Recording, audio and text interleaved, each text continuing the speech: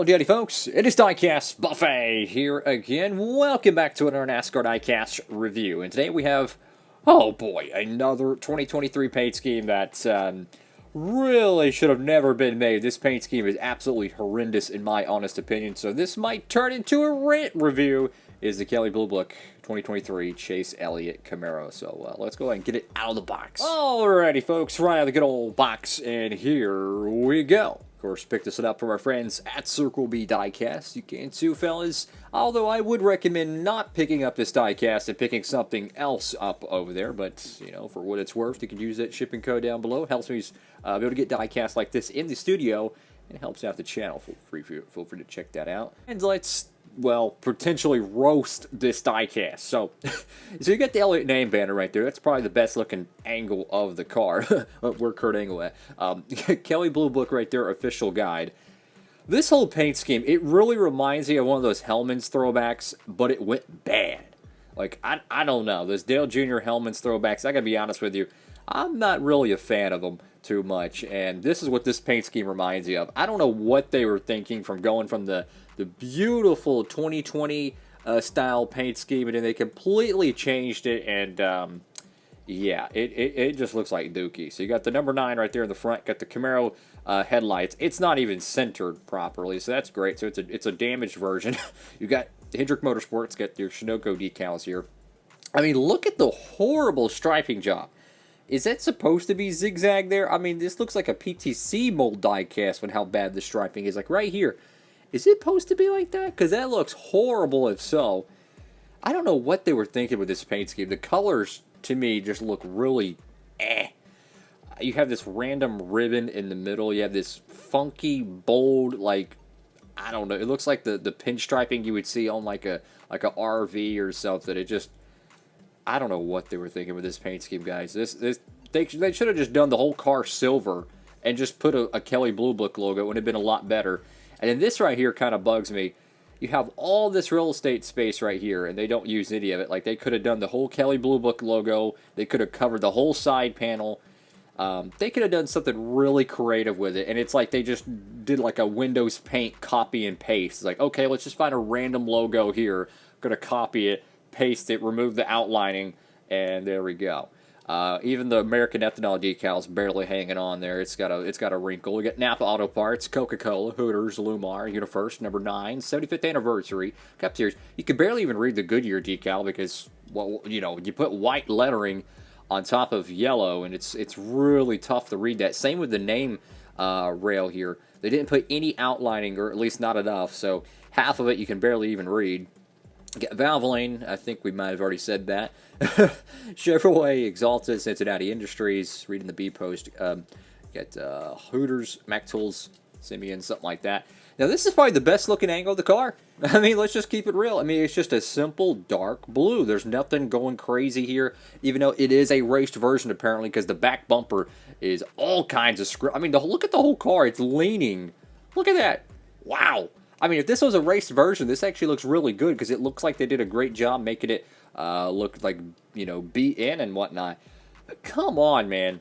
This diecast is so ugly. And you might be thinking, why'd you get it then? Because it's a Chase Elliott car. You know, I'm trying to collect all the 164s he has. But I look at his Kelley Blue Book cars of years past, and I'm like, the 2018 car was beautiful. The 2020 car was beautiful. And then they make this. I mean, they used to have gold, like, numbers. They used to have, like, pinstriping. It was mainly dark blue and white, and it looks so good. How did we go from that to this? This thing is atrocious. And the fact that they made a raced version from the Bristol Dirt Race with this paint scheme is even a bigger L. I don't know what's going on with this right rear tire, but you can just see, like, you can see the gap right there. It's, I don't know, something's not right. I think it's the way it's riveted. Let's see, does it roll? It actually rolls really well, so I don't know how to explain it, but it's clearly not centered in the wheel well. That's interesting. Let's go to the roof of the car. You got the inverted number 9 with the white logo in the middle, or white color in the middle. You had the blue stripe, which is like a ribbon stripe. I guess that's kind of creative, but I don't mind it on the hood and the roof, but like, why do you have to put it hanging out the door panel? It just looks so funky, man. I don't know. Yeah, KBB.com. That looks okay. Get the Napa Auto Parts decal. This is how bad this diecast is, guys. Look at the deck lid. You see the Napa Auto Parts decal. Look at the parts decal there. The outlining for it. What is going on there? Why do they have to have a dark outlining to it? It makes absolutely no sense, because you look at the Napa Auto Parts decal, it's the same color. You know, is the same hex code and all that crap that they use for their decal printing. Yet it has a goofy outlining to it. I'm telling you, it's like they gave up on this diecast. I do not recommend getting this paint scheme. Save yourself the time, the money. Go to Circle B. Get you a good-looking paint scheme, guys. Go get you the Napa Auto Parts primary. Go pick up one of his 5 raced wins or 4 raced wins from 2022. Heck, you could go ahead and pick up the new Hooters car, right? The 2023 edition. Save your money. Don't get this thing. It's probably going to be in the Authentics line. And with that, you know, it's probably going to be botched. You never know. The PTC mold is, or apparently it's called I think the JAT mold. I don't know. They ain't fooling me. I wasn't born yesterday, so. My point is, I would avoid this diecast. Save yourself the time and the money. I don't see this car ever being rare. It would probably take a decade, in my opinion. You never know. It's an ugly car.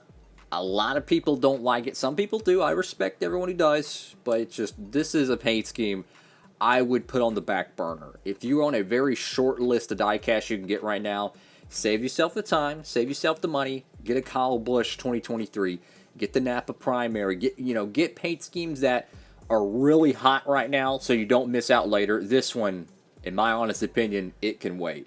What an ugly looking car, guys. This is like Chase Elliott's equivalent of Harvick's Hunt Brothers pizza car from 2022. It sucks. I don't know how we went from, I'm going to show a couple paint schemes here.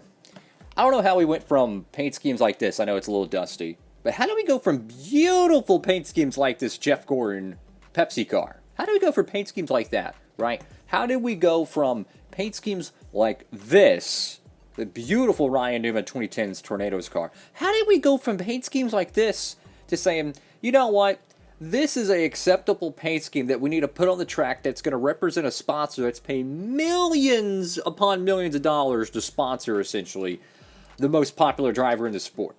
How did they go to the production room or the board room or whatever they do? They might do it in the basement and say, this is the acceptable diecast render. This is what we want to put on the racetrack. This car is freaking ugly, man. I just don't understand it, dude. I'm looking at the Gen 6 cars I have in my collection. I'm so thankful. The Gen 5s, the Gen 4s, and I look at all these different paint schemes, man. And it's like the average 2011 diecast is a million times better in terms of a paint scheme. The average 2015 diecast is a million times better than this. I just don't understand why Hendrick Motorsports has some of the worst paint schemes on planet Earth. Blows my mind, guys. And they used to be known for, like, the best looking paint schemes, too. I mean, look at their 2010 lineup. You have the metallic green on Dale Jr., you have the bright GoDaddy green on Mark Martin, the metallic silver or blue, depending on the sponsor, for Jimmy Johnson, and then, oh, by the way, Jeff Gordon's beautiful, beautiful cars, the National Guard silver car, the DuPont primary. How did they go from those type of paint schemes to this abomination? I don't know, guys. I highly don't recommend it. I'm sorry for this being a rant review, but I really had to just open up about this diecast. To me, I can't stand this paint scheme. It is so freaking ugly. I'm grateful to get it. Absolutely. I wish I could turn it into a custom, but I'm trying to collect all the Chase Elliott cars, so it's like... Anyways, thank you all so much for watching the video. Have a blessed one, everybody. Diecast Buffet. Keeping it real. Signing off.